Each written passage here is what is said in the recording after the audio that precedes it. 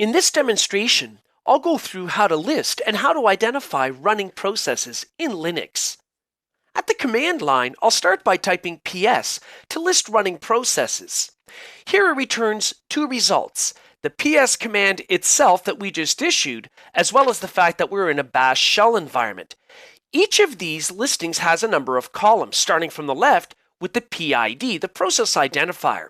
This is a unique number that's assigned by the operating system kernel to each running process. The second column is TTY. This shows me the terminal from which a process was spawned. Here we see PTS/0, which means sudo terminal 0. In the graphical environment, whenever we open a shell, it's referred to as a sudo terminal, and the first one is numbered as 0. So let's say I went to the applications menu in the upper left and I started another terminal shell. Now if I type ps in it, I can see it's listed as having its processes spawned from PTS/1. But I can also type ps space AUX to show me all processes spawned by all users, and the lowercase x means even terminal independent processes that weren't spawned from a terminal because they were spawned in the background by the operating system. So I'm going to type ps space AUX, but I'm going to pipe that to the less command because I know there's more than one screen full of information. So it stopped after the first screen full here, and we'll start by looking at the column headers at the top, beginning at the left. The first column is called user, and below that we see a list of usernames under which processes were started. We can also see in the next column the PID, followed by the %CPU time that's being consumed by that specific process, the % memory overall. Then we've got the virtual memory size, VSZ, and that's in kilobytes, as well as RSS, the resident set size, which is not swapped physical memory, so physical memory. We then see the TTY column. Now, if the TTY column displays a question mark, that means it wasn't spawned by a user in a terminal. Instead, it was started as a background daemon or service. The stat column uses various letters to imply the state of that running process, in terms of whether it's waiting for input or whether or not it's been paused, and so on. We can see when the command was started. We can also see in the time column the time that the process actually uses from the CPU. But this doesn't account for the fact that sometimes a process has to wait for certain events. So it's just the CPU time that gets used. Finally, the last column is the command column where we can see the actual command that spawned that running process. So I might use my down arrow key to continue through this output, but I'll just press Q to quit. What I can also do is I can grep it or filter it for things I'm very interested in. For example, if I were to type ps-aux, I could then pipe that to grep, and let's say I'm interested in seeing information related to the SSH daemon. SSH, or Secure Shell, is used by administrators to remotely administer a host over the network. So I'm going to grep for SSHD because I know that's the name of the daemon. When I press enter, I get two resultant outputs, two separate lines. The first one shows me the actual SSH daemon. However, the next one is the result of me grepping for SSHD. Now, if I don't want to see that in my output, then what I could do is further grep the previous command with -v grep. -v means I want to exclude lines, in this case, that have the word grep. And when I do that, the output makes a bit more sense now. I'm only really seeing what I asked for, which is the SSH daemon. So again, I can see under which user account that daemon is running. I can see the process ID. I can see the CPU and memory statistics. I can see that that was spawned as a background daemon because under the terminal column, we've got a question mark. We can also do other things such as using the command pstree. There is a hierarchy when it comes to processes that run in Linux, where one process might spawn a child process, which could spawn further child processes. I'll type pstree space pipe less to stop after the first screen full. We can see our first initial operating system issued daemon, systemd or process, and then further from that we can see everything that branches from it. And as I go further down through, I can see all of the various hierarchies as a result of spawning processes and sub-processes. I'll press Q. This time I'm going to type PS AUX, and I'm going to pipe that to grep because I only want to see lines that have TTY2. Assuming a user is connected to TTY2, which is the case here, specifically it's user C. Blackwell, we can see any processes that that user is running in their session. Here, it appears that user C. Blackwell is using the VI editor tool. We can also sort the results of PS space AUX because it's quite a long set of output.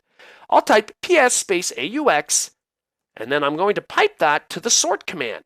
For example, here I'll do sort space -NK space 4. Column 4 is the %memory column. What I'm doing here is I'm sorting it numerically by column number 4. When I press enter, I can see for column number 4 that it appears that it's been sorted numerically in ascending order.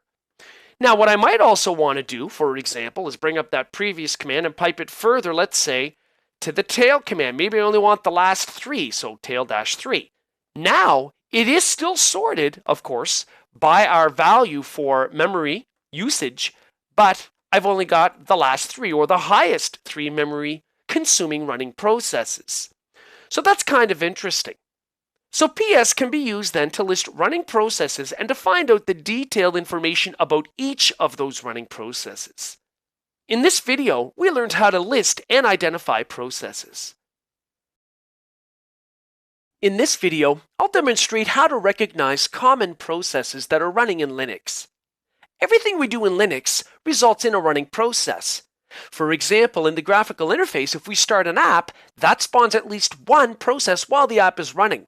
At the command line, when we issue a command, the command itself, while it's running, even if it's running for a very short period of time, is a running process. In Linux, we use the PS command to view running processes. But when I use the PS command without any other command line switches, it only shows me processes running in my current shell.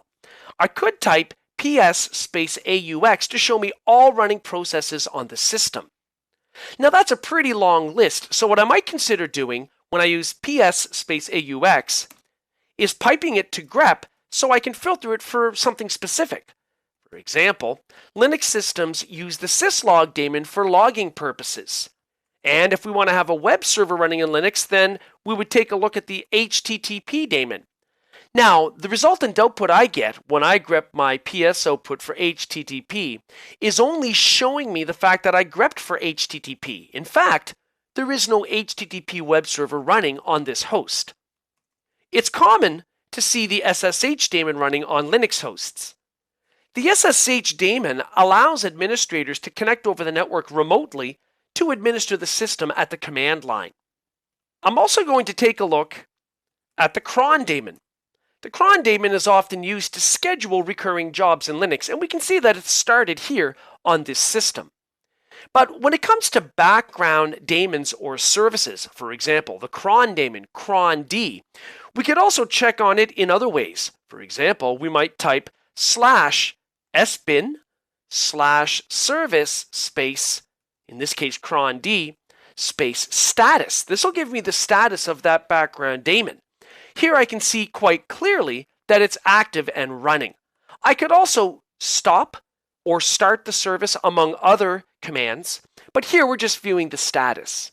In this video, we learned how to recognize common processes that run in Linux. In this video, I'll demonstrate how to monitor running processes in Linux. Whenever we type a command at the shell, at least one process is spawned. The same thing is true whenever we start an application in the graphical environment, and then there's all of those processes that are started by the operating system in the background. So there are a number of commands that we can use to monitor these running processes. One is the PS command. If I type PS by itself and press enter, then I get a list of any processes running in my current shell. But if I type PS space AUX, I see all running processes on the system. But I can also use the top command to list running processes. The top portion of the screen has statistics about the system. The bottom half is a list of running processes, and it's a live updating list. We'll start with the stats at the top. At the top, for example, I see some interesting information such as the number of users connected on the system, the load average over the last 1, 5, and 15 minutes, the total number of tasks that are running on the system. Then I have a breakdown of the tasks. In my case, 2 are running, 354 are sleeping, and 1 is stopped. Luckily, we don't have any zombie tasks. Zombie tasks are essentially leftover tasks that weren't shut down properly. We then can see at the top some CPU and memory stats. What follows down below are some column headings, whereby we can see things like the process identifier of a running process, the user under which it is running. We can also see priority values. We can also see virtual and resident memory, CPU utilization, and of course, the command itself, and so on. The first thing I'll do is press the letter D, where top is now prompting me to change the delay from the default of 3 seconds to something else. I'll change it to 1. Now I can see the display is changing every 1 second instead of every 3. But I can also control which columns display and how they're sorted. To do that, I'll press the letter F for fields. It opens up a new screen where I can see the current displayed columns or fields are highlighted in bold. To remove any of them from display, I would highlight them. For example, I'll move my cursor down to the nice value column heading, and I'll press the spacebar. It's no longer bold, which means it will no longer be displayed. I'll do the same for virtual image size, resident size, shared memory, and process status. If I press Q to go back to the top display, notice now there are fewer columns being displayed. I'm going to press F again because I want to sort by a specific column. What I'm going to do is sort by the command column. So I'll go down with my arrow key to highlight command, and I will press the letter S. Towards the upper right, I can now see it's telling me that the current sort field is now listed as the command column. So I'll press Q to go back, and we can see, in fact, it's now sorted reverse alphabetically by command. So as I go down through the list by holding down the down arrow key, I can see we're going backwards through all of the commands. If I wanted to sort, let's say, by CPU, then I would press F to get back into that screen. I would highlight the CPU column and press S on it. Now in the upper right, it reflects that we're sorting by percent CPU time. If I had any values reflecting that, I would see that, in fact, it is sorted by CPU time. I'll press Q to exit the top command. We can also run the top command in batch mode. Batch mode is useful when you want to take the output of the top command and write it to a file. So what I would do, for example, is type top space -n 5. This parameter -lowercase n tells me how many iterations of top I want to execute, bearing in mind that the default delay is 3 seconds. Here I'm going to have it go through 5 iterations.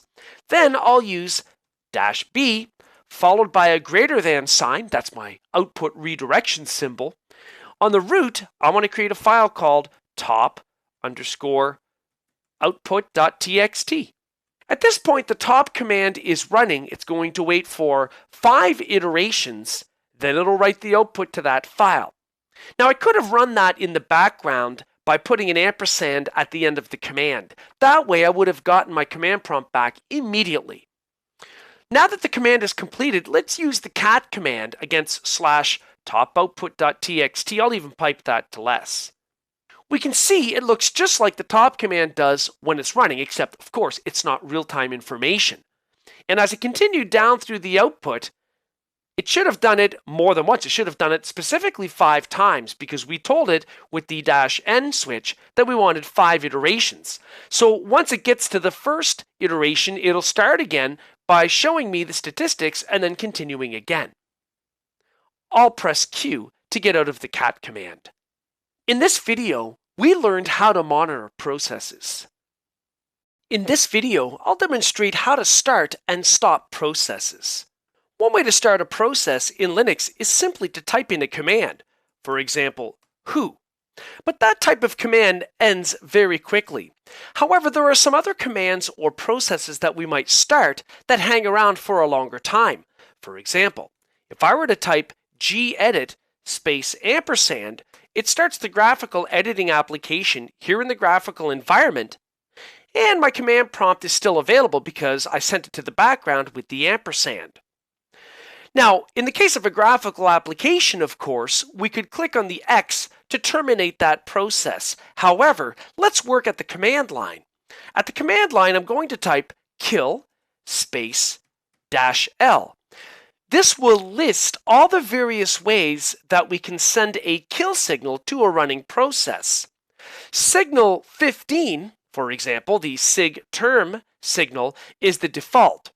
So if we just kill a process ID using kill space and then the process ID, we're actually sending signal 15, which is the correct way to gracefully terminate an application or a process. However, if we were to send, let's say, number 9, sig kill, this is by far the most unsafe way among all of the listed ways to kill a process, because it terminates a process without saving anything or giving it a chance to write anything out to disk. However, we might use kill with -9 or -sig kill when we have a process that isn't responding. So let's take a look at how this would actually behave. We know that we have gedit running in the background. And when you send something to the background with the ampersand, it tells you the PID, or the process identifier, in this case 10230. Of course, I could always use ps space AUX, and I could grep that for gedit to find the process identifier. Again, here we see it, it's 10230. So what I'll do here is I'll go ahead and I'll use the kill command to kill that process. I'll type kill space 10230. Even though we're using the word kill, this is a correct and positive way to terminate a process. We can see now, of course, in the graphical environment that the gedit application is no longer running. I'm going to fire up gedit again and send it to the background with the ampersand. Now back at the command line, this time I'm going to type kill space -9 space and then the new process identifier for the new instance of gedit, which in this case is 10338. Now when I send signal 9, I am forcibly killing that process without waiting for anything to be saved. Definitely not the best way to go about it, again, unless that process is not responsive. I'll clear the screen and yet again I'll run gedit in the background. And back at the command line, if I were to try to use the kill command with the name of the process, in this case gedit, I get an error that says arguments must be process or job IDs. But interestingly, we do have a Linux command where we can kill things by name. It's called pkill. So let's say I were to type in pkill space gedit. Well, this time it works because the pkill command is designed to accept the name of a process, whereas the kill command is designed to expect the process ID, or the PID. Let's see what happens when a regular user tries to kill a process. I'm going to type su space C Blackwell to switch user to C Blackwell. Now that I'm in as C Blackwell, I'm going to type pgrep space sshd. pgrep is a Linux command that allows me to grep my processes, hence pgrep. What it returns is the process identifier, in this case 1614. That's the PID for the SSH daemon. Now remember, I'm logged in as C Blackwell. Let's say C Blackwell attempted to kill process 1614. When that person attempts to kill that process, they get a message that says operation not permitted. So this is good news. Regular users can't kill background processes started by the operating system. I'm going to go ahead and type exit to go back to being user root.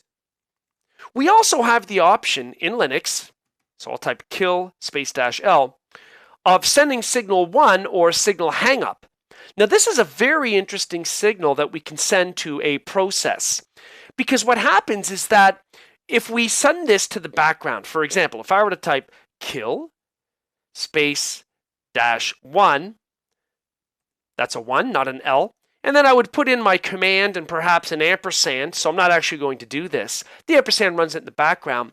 But what this means is that we want to make sure that this process continues to run even if we exit the shell or log out of the system. It will continue running in the background. Now, naturally, you have to make sure your command or script or whatever it is doesn't depend on something interactively with the user. But it will continue running it even when we log out of our session or end the shell. In this video, we learned how to start and stop processes. In this video, I'll demonstrate how to manage process priorities. In Red Hat Enterprise Linux, whenever we start a process or whenever a process is started automatically by the operating system, it's assigned a priority value, which is also called a nice value. The default is 10. For example, here at the command line, I'm going to run a script. So I'm going to type /, and I've got a script I've created called endless.sh. It's got an endless loop. I'll suffix that command with an ampersand and then I'll press enter. The ampersand sends it to the background as a job. Linux reports back that background job 3 has been submitted and then it's been assigned a process identifier of 12002. Now I'm going to type ps space axl space pipe space grep space endless. This will show me some detailed process information for our endless script that we've just sent to the background. I can see in the 6th column from the left the nice value, and the default is when we spawn a new process, in this case it was a script, but it could be any command, we can see that it gets a nice value of 10. I have the option in Linux of resetting the nice value even while a process is running. I might do that to give it a more favorable nice value so it runs or performs better. For example, what I might type here is re-nice, to reset the nice value, space, let's say I'm going to set it to a value of 5. Then what I do is I put in the process identifier. In our case, it's 12002. It tells me the old priority for that running process used to be 10, and that now it's 5. This is an improvement, because remember, -20 is the most favorable nice value, and +19 is the least favorite. Now I'll go back to the psaxl command, and we can see indeed that the nice value for our script has been set to 5. Now we can also set the nice value initially when we launch a process. We don't have to re-nice it. The first thing I'll do here is I'll type kill, and I'll stop our process here, process 12002. I'll clear the screen. We're just going to make sure with the ps command that it's not running, and it's not. What we're seeing in the output of the ps command is the fact that we just grepped for endless. This time I'm going to use the nice command to start off a process with a specific nice value. So my command is nice space --5 space /endless.sh. I'm going to run that in the background, so I'll add an ampersand at the end and press enter. Now I'm going to use my psaxl command, and we can see that our newly spawned endless.sh script was started initially with a nice value of 5. In this video, we learned how to manage process priorities. In this video, I'll demonstrate how to troubleshoot a process. In Linux, when we troubleshoot processes, not only must we have an understanding of the appropriate commands, but more importantly, we need to be able to interpret what the commands are telling us in their output. Let's start by launching a background process. Here I'll type gedit space ampersand to launch gedit, the graphical editor, in the background. Back at the command prompt, we can see that's been submitted as background job 1, and we can see the PID or the process identifier. Now, whenever we launch a process in Linux, a corresponding subdirectory is created under the process directory. The process directory is /proc, spelled PROC. If I type ls/proc, I see a number of files and directories. Each of these numeric directory names relates to a PID that was assigned by the OS kernel to a running process. So if I were to do an ls/proc now I know that when we launched gedit, the PID was 57793, so I want to ls/proc/57793. I can see a number of files and directories that are related to the running of that process. I'll clear the screen. I can also use the proc directory to get information about hardware, which can help with troubleshooting. For example, if I type cat/proc/CPU info, I get information about my processor or processors, if I have a multi-core machine, on this host. Sometimes when we have a process that gives us problems, it could be due to a lack of disk space. So it can be important to check disk space. For example, here I'll type df space -h. -h gives me the information in human readable format. So for the root file system, for instance, I might want to make sure that I have plenty of available space. Here I do. I have about 12 gigabytes of available space. Now, if I know that a process relies on free space on that mounted file system, that could be useful. But as we know, things change while the system is running. So what can also be helpful when you troubleshoot processes is to periodically watch the result of a command using the watch command. For example, here I'll type watch space -n space 5 space df space -h. What does this mean? It means that I want to watch the df-h command, and I will run it every 5 seconds. And if I press enter, we can see the result of the df-h command, and it will update every 5 seconds to show me any changes. This can be very important if we suspect we have a troublesome process that's consuming way more disk space than it should be. I'll press Ctrl+C to exit out of the watch command, and I'll clear the screen. It can also be helpful to use tail-f when viewing things like log files. For example, I'll type in tail space -f space /var/log/messages. This is the system log file, but I could apply the tail-f against any specific log file for a process. What this will do is show me the last 10 lines of the log file, but the -f shows me real-time updates. So as there are new log entries, I will see them appear on the screen automatically, which we see happening now. I'll press Ctrl+C to cancel that, and I'll clear the screen again. I'm going to type in top. The top command gives us statistics at the top of the screen about things like the load average on the system, the number of tasks, zombie tasks, which are tasks that were not completed successfully or entirely. Sometimes a running process isn't cleaned up, and it would show up then as a zombie task. We can also see some statistics about memory utilization and so on, and of course the top command lists the detailed running processes below with things like the PID, the user under which that process is running, the NICE value, or the priority value of that item, CPU and memory utilization, and so on. But I'm going to press Q to exit out of top. This time I'm going to type top space -u space C Blackwell. Sometimes it might be helpful to view processes spawned by a particular user account, in this case, C Blackwell. Here I can see that user C Blackwell has 2 processes running, Bash and Vim. I'm going to press the letter F, where I can see all of the fields or columns.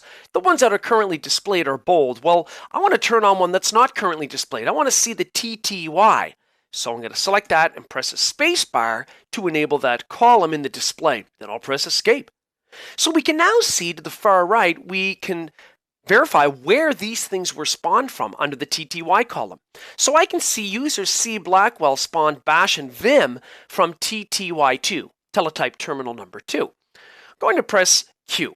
Of course, we can also use the PS command to troubleshoot processes. I'm going to type PS space AUX, and I'm going to grep it in this case for gedit. So we can see our gedit application running. Its state currently has a capital S, which means it's sleeping, and this is okay. It means it's running, it's just waiting for something to do. Of course, we can see things like the process identifier, in this case 57793. Well, another interesting way to use the top command is to pass it a -p, a lowercase p to be specific, followed by a space and 1 or more PIDs. Here, I'm going to put in the PID of 57793. What this means is I only want to look at the statistics related to that single running process. I could have added more PIDs, but here, it's just that one. I'm going to go ahead and press Q.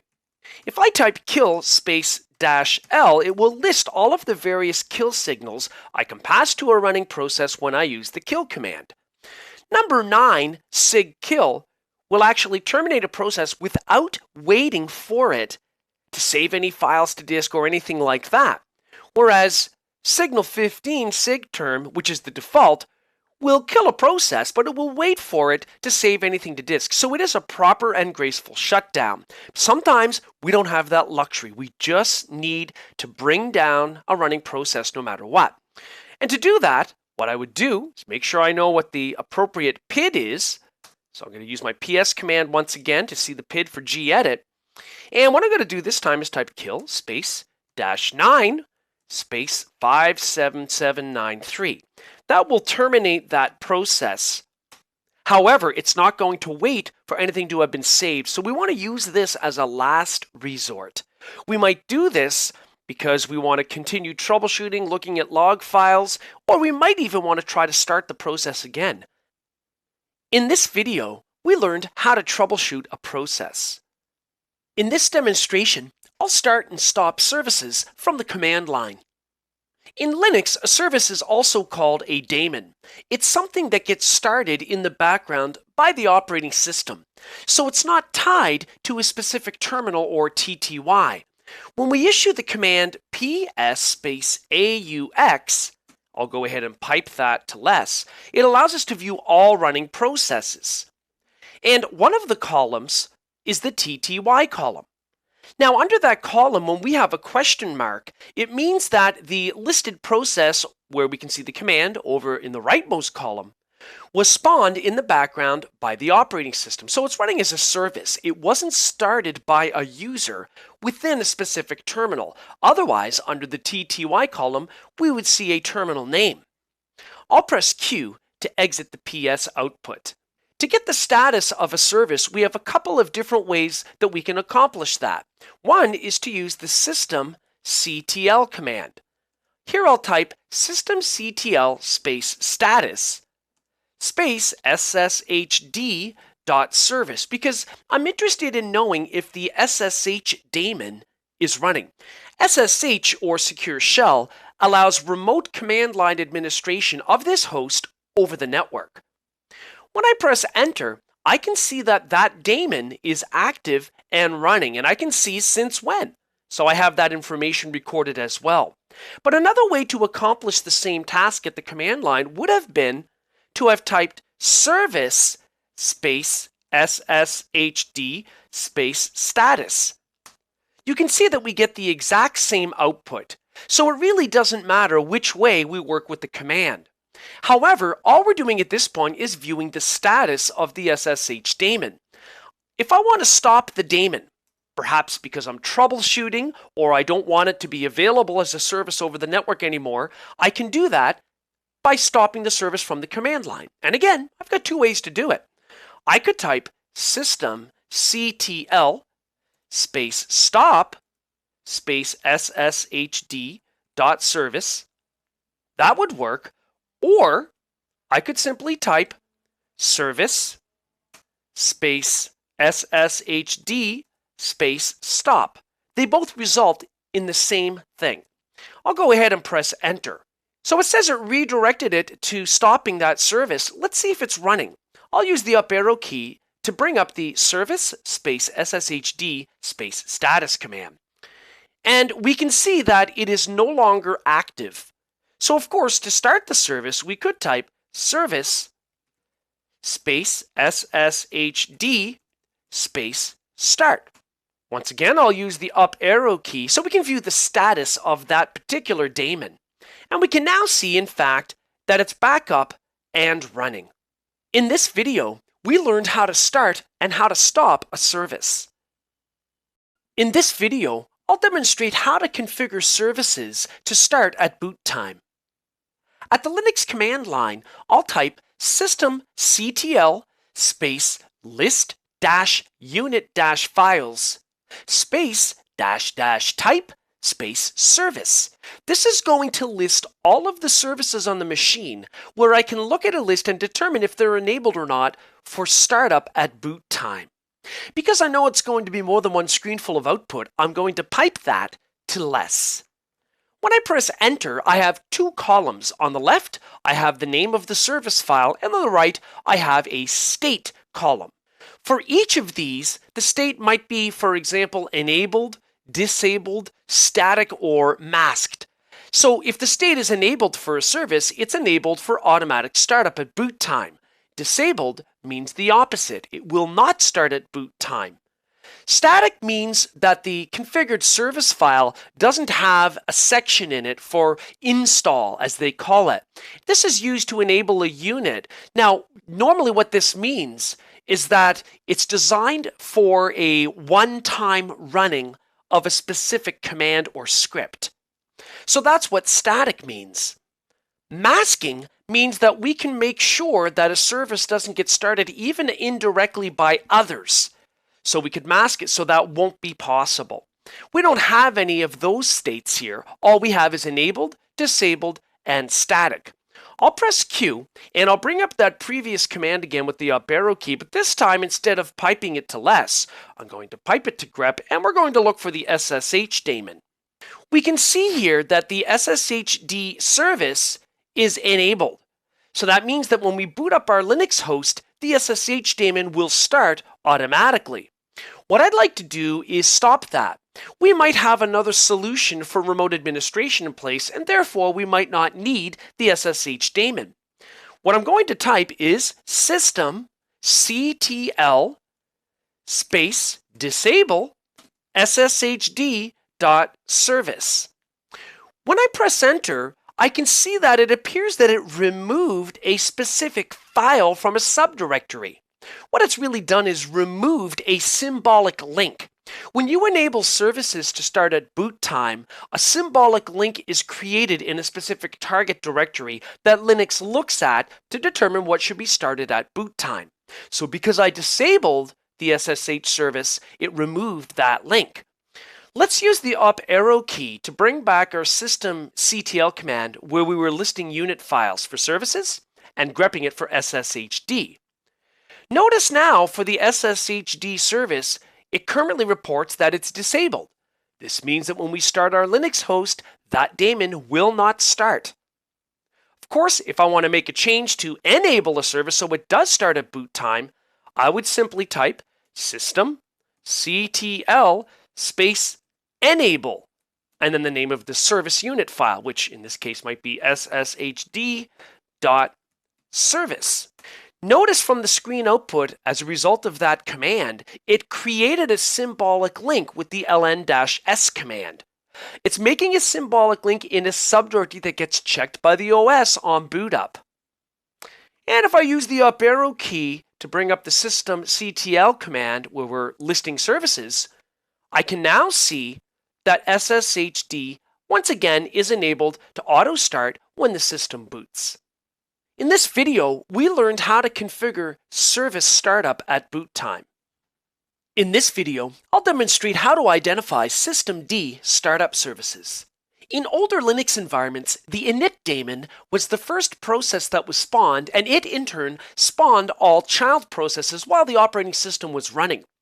Here in Red Hat Enterprise Linux 7, we're using systemd instead. I'm going to type pstree space pipe space less. The pstree command gives me a hierarchy of the processes on the system. And when we press enter, we can see at the very top of the heap sits systemd. From it, everything else is spawned. I'm going to type ls/usr/lib/system*system**service, and I'll pipe that to less. The service startup files, when we use systemd, are stored in this location. When I press enter, we can see we have a series of files that have a .service extension. I'm going to press Q and I'll clear the screen. I'll bring up that command once again with the up arrow key, but instead of piping it to less, this time I'm going to pipe it to grep, where we're going to take a look to see if there's an sshd.service file. Indeed, we can see there is an sshd.service file. This is used by systemd to spawn that service or that daemon. In the same way, we would find all the standard Linux daemons, even like crond, have .service files in this location. But sometimes we want to use systemd as a replacement for cron to run scheduled and recurring jobs. So there might also be some .service files under /etc/systemd/system. So there I'm going to look for files that have a .service extension. And we can see, for example, that we've got one here called script10.service. This would be a file that was created here, presumably, as a replacement for cron to run something on a scheduled basis. I'm going to clear the screen, and now I'm going to type in systemctl space list-unit-files. Now, systemd can deal with multiple types of units, including services. So I'm going to add to the end of this command --type space service, and then I'll even add at the end --all. I want to see all services, even those that are not active. Of course, I will pipe that to less, and I'll press enter. Here we can see in the left column it's headed as unit file, and it's really just a bunch of files that have .service as an extension. On the right, under the state column, I can see whether or not that service is enabled or disabled, or if it's a one-time type of running item, it will be listed as static. I'm going to go ahead and press Q to quit that, and I'll bring up that command yet again with my up arrow key, but this time I'm going to grep it for sshd. Notice that here with the systemctl command, we can also see a reference to the sshd.service file, but what's different here is we can also see its state. Currently, it's disabled. So if I wanted to enable the SSH daemon at boot time, I would type systemctl space enable space, and the service file in this case is sshd.service. It created a symbolic link in the appropriate directory that gets checked at boot time. I'll bring up the command where we were listing unit files of type service and grepping for sshd, and now we can see that sshd is now set to start automatically at boot time. Interestingly, if I bring up that systemctl command again, except change it a bit, we can grep it for any custom files, such as script10. You can see that script10 is listed as being disabled. Well, remember that we can use systemd as a replacement for cron to run scheduled jobs. So that file might be listed as disabled, which simply means it doesn't start at boot time. But it might be linked to a .timer file that schedules a certain set of commands or scripts to execute. Of course, because we've now configured the SSH daemon to start automatically at boot time, we might want to manually start it now instead of waiting for a reboot. So for that, I could type service space sshd space start. And to verify it started, I'll use ps space aux, and I'll pipe that to grep sshd. And indeed, we can see the SSH daemon is in fact running. In this video, we learned how to identify systemd startup services. In this demonstration, I'll use systemd to manage services. Here in Linux, we'll begin by looking at the subdirectory that contains the .service files for services that are managed by systemd. If I type pwd, I can see my current working directory is /usr/lib/systemd/system. Here I'm going to type ls space *service. And I see a number of .service files in this location. These are services that are managed by serviced. Let's bring up that previous command with the up arrow key, except this time I'm going to pipe it to grep because I'm only interested in looking at sshd. Here I can see there is a file called sshd.service. What I'd like to do is use the cat command to examine the contents of the sshd.service file. Within that .service file, we have a couple of sections. There's a unit section, a service section, and an install section. Now, sections get denoted with an open and close square bracket. So at the top in the unit section, for example, there are a number of directives, including the wants directive. It says wants equals SSHD keygen service. So there is a list of dependencies on which this service, SSHD itself, depends upon.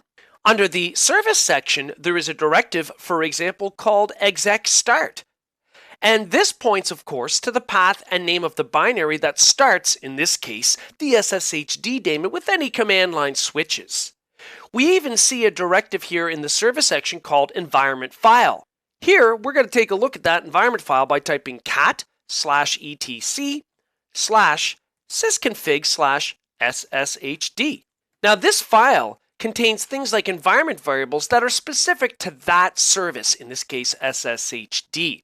I'm going to clear the screen with the clear command, and I'm going to type systemctl space list-unit-files. Systemd can control more than just services. It can control other types of units like timers for scheduled jobs. It can control things like mount points and so on. So I'm only interested in viewing service unit files. So my command then is going to be systemctl space list-unit-files space --type space service. Now I'm seeing only service units that are controlled by systemd. In the left column, I see the name of the service file, and on the right, I see the state, whether it's enabled or disabled on boot up, or whether it's static. Static means that it's a one-time job. I'm going to type Q and clear the screen and bring up that previous command and pipe it to grep so that we can only see service file information related to SSHD. And we can see, for example, that the SSH daemon is set to be enabled, which means it'll start automatically on boot up. Of course, I could type systemctl space disable sshd.service to make sure it does not start automatically on boot up, because I might have another replacement for remote command line management. And if I take a look now at that sshd.service, it's currently listed as having a state of disabled. I also have a couple of other interesting options. What I might do is type systemctl space mask space sshd.service. Now, what this is going to do is it's going to mask that daemon or service. And what that means is it can't be started manually or through other means, maybe being invoked by another service that requires it through a dependency chain. When I press enter, I can see that it made a symbolic link and it used dev null. This way, it can never be started. Let's bring up the command where we were listing service unit files and grepping for SSHD. Notice now its state is now listed as masked, where previously we started off with it being enabled and then disabled on boot up. Now, of course, it's masked. I could unmask it. To do that, my command would be systemctl space unmask space sshd.service. At which point, if I list my service type files, it's back to its previous state, which was disabled from starting automatically on boot up. In this video, we learned how to use systemd to manage services. In this demonstration, I'll go through how to use systemd for process management. In Red Hat Enterprise Linux 7, systemd does what the old init daemon used to do, whereby it was the first or initial process spawned by the kernel, and it in turn spawned all other processes as child processes. Systemd, though, can manage more than just services. Here I'm going to type systemctl space list-unit-files, and I'm going to pipe that to less. Here we can see that we have a number of files here beyond just the .service files that systemd can manage. We have .automount files, .mount files, .path files, and so on. So there are many different types of units that systemd can manage. However, we're only concerned with service units. So I'm going to bring up that previous command, and I'm going to modify it so that it reads systemctl space list-unit-files space --type space service. I only want to see service units, and then I'll pipe that to less. And we can see in the output, in fact, that we are only looking at service units here that are managed by systemd. Service units in this case are primarily used to manage background services or daemons. I'm going to press Q to get out of that output, and I'll type clear to clear the screen. Systemd can also list dependencies required by a daemon or service. My command here is systemctl space list-dependencies space, and in this case, sshd.service. When I press enter, I can see sshd.service listed at the top, under which I can see its immediate dependencies. So it depends directly upon sshd-keygen.service, system.slice, then basic.target, which has some standard services that are required by pretty much any daemon that runs in the operating system. Going to press Q to quit that output. We can also work with run levels. Now, run levels in the past, when initd was used by the operating system, controlled things such as which daemons would start.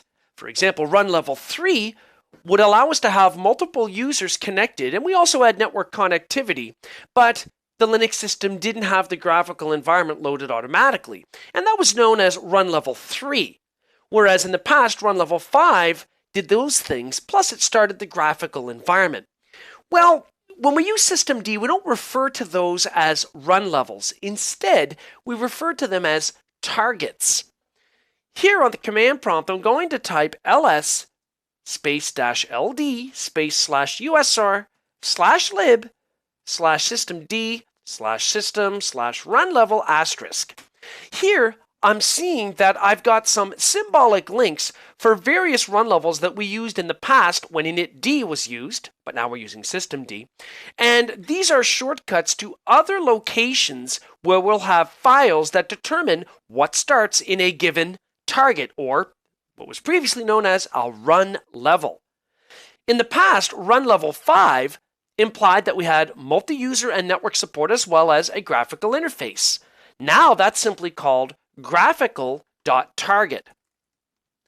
So to get the current run level or target, I can type system ctl space get dash default. So we can see the default on this system is graphical.target. What I could do is change that, and I can do that by typing systemctl space set dash default. Now I have to know what the targets are called. Now in the past, if we didn't want the graphical environment to load, we might configure our system to automatically start up in run level 3. The equivalent here with systemd is to set the default target to multi-user.target. So what this means is that when we reboot our system, it'll boot up with multi-user support and network support, but it won't automatically start the graphical interface. Now, if I do the systemctl space get-default command, it returns multi-user.target, which is really like run level 3 in the past, instead of graphical.target, which is really like run level 5 in the past. Systemd also has its own way of dealing with logging. In the past with init, which spawned everything once the operating system started, we used the syslog daemon, but with systemd, we use the journal. For example, from the command line, I'm going to type journal ctl. This shows me logged information. And one of the interesting things about it, if I press page down to peruse this output, is that I'll notice that some items are listed in bold, and things that are a problem are actually going to be listed in red text. So as I go further through, if I see any problems, they jump out because the text is colored as red. Going to press Q to get out of that journal listing. This time I'm going to type journal ctl space -n space 5. This means I want to see the latest 5 log entries. So we can see that it only returned what I asked for. I can also type in journal ctl space -f. This gives me a live view for logging purposes, so as new entries are written, I'm going to see them.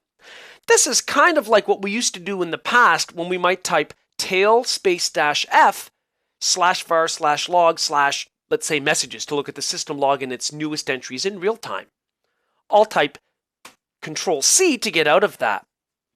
I can also type journal ctl space dash B. What this is going to do is only show me log entries from the current boot session. Sometimes we get overwhelmed because we're viewing information from many boot sessions in the past. Dash lowercase b only shows me log information for the current boot session.